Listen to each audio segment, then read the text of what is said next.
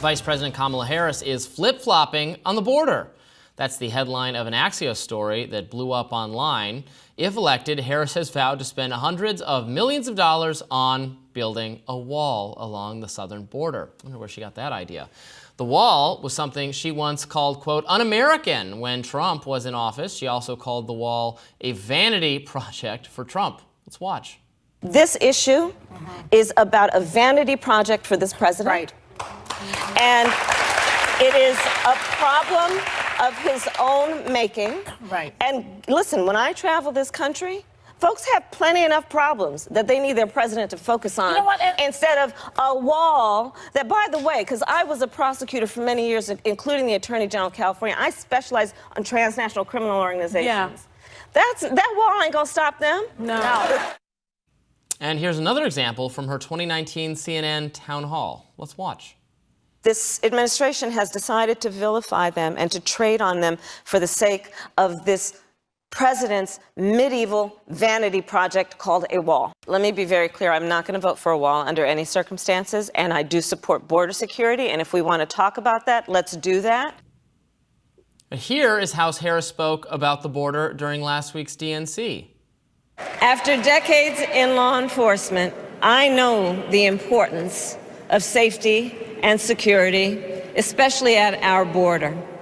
Last year, Joe and I brought together Democrats and conservative Republicans to write the strongest border bill in decades. The Border Patrol endorsed it. But Donald Trump believes a border deal would hurt his campaign. So he ordered his allies in Congress to kill the deal. Well, I refuse to play politics with our security, and here is my pledge to you.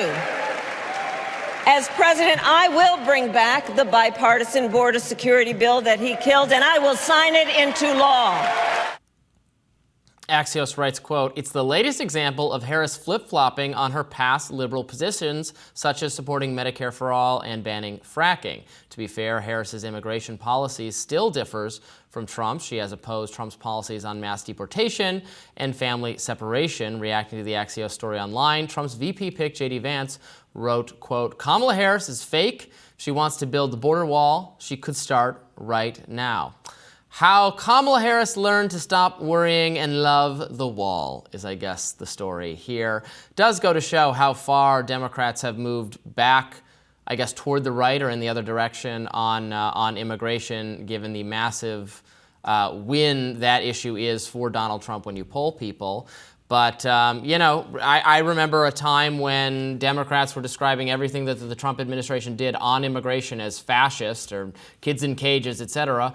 And then there was mostly a continuation in a lot of those policies as Americans continue to think not enough is being done to stem the flow of illegal immigration. I think that Kamala Harris being responsible seemingly for this idea and making it popular again is just not accurate, because this came out of the bipartisan border security bill. There were concessions made from either side.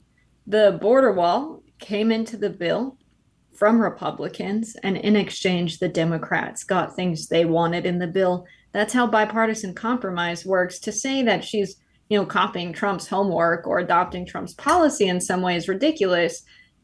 Democrats in Congress supported this bill, and that was a compromise they made to get the construction of the wall in there. And leftists have long joked that, Democrats should say, yes, we're going to fix the tax policy. We're going to ensure that corporations and the wealthy few are taxed at a reasonable rate like they are in every other modern country, but build the wall for them, give them something. And so this isn't Kamala Harris suddenly saying a border wall is a great idea.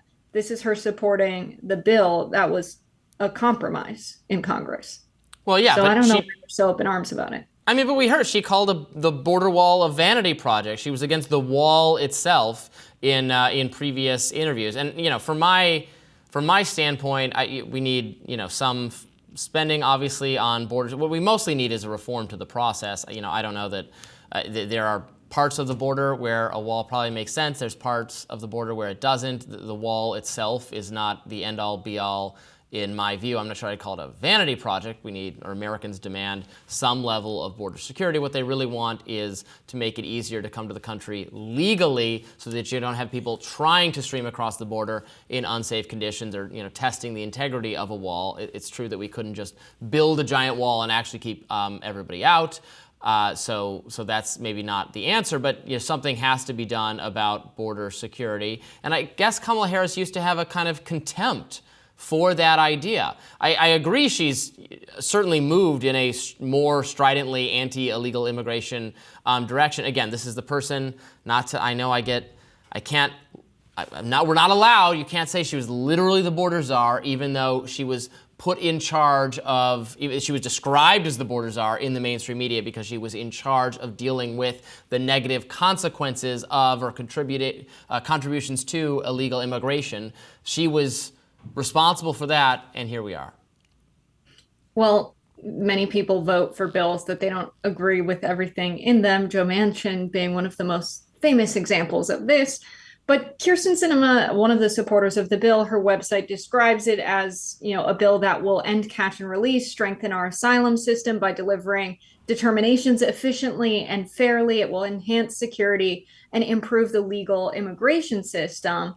I think, talking about disrupting the flow of fentanyl into the country as well, we have to understand that legislation in the United States, where you have a Congress that is split completely down the middle, with Kamala Harris being the tie vote through a lot of this administration, you can't really look at something that was passed in a bipartisan manner and say that either side owns every part of the bill. So people saying that Kamala Harris went back on her word, she still might believe the way Donald Trump talked about the border is un-American. She still might not be in support of the border. But to say we need to get something done in a country that's divided by making compromises is the kind of leadership the American people like. That's what I hear people talk about when I go out in the field and I ask them about our country's division and how they feel about it. They talk about the need for Congress to work together more to get something done, and that we used to compromise. Donald Trump stopped this bill from ever passing. Does that mean he doesn't support the border anymore? I wouldn't make him own that. Yeah, it's tough because we definitely need, I would like to see more, it's just going to be tautological. I would like to see more compromise on issues that I do think government ought to do something, or at least ought to correct some of the bad things it's done, where we'd like to see more, bipartisanship and civility between Republicans and Democrats. On the other hand, a lot of the issues where there is compromise and where things actually get done is not in the interest of the American, or best interest in the American people, but because there's actually more agreement on issues where, all of these people, Republicans and Democrats, are the elites in society, and for instance have a foreign policy consensus that I think is contrary to America's interests, that is different from what tax-paying Americans actually want in terms of their dollars being shipped overseas. There, you do get bipartisanship, and it's the bad kind of bipartisanship, or bipartisanship that thwarts reforms for stock market, that would, bipartisanship to make sure members of Congress can still play the stock market, can still do insider trading, can still, make money from the knowledge that they have as the regulators, can still stack the deck in their favor. There's bipartisanship for that, and that's not good. You're right that we wish there was bipartisanship for getting things done to make America more secure, to have a more sane immigration process, to have something that American people on both sides of the political spectrum would want. That's precisely where you don't get bipartisanship. We haven't had bipartisanship on immigration in many years. And precisely when I ask people in the field about the division in our country, they talk about nothing getting done on the border because people weren't being bipartisan about it. And independent voters in Nebraska, where I recently did a field story on Dan Osborne's campaign, they spoke specifically about this bipartisan border security bill as an example of what needs to happen more in our country. So you might have an idea of what the regular working class American people think, but this is what I've heard directly from them in the field, talking to them in the place that they live, just asking what they think about division open-endedly, and they bring specifically this up. I think the American people want policies passed on the issues they care most about. And at the end of the day, it's going to be a lot harder for Trump to for Trump to answer for why he didn't support the bipartisan border bill and in fact encouraged Republicans to vote against it so it wouldn't pass because it would look good for Harris.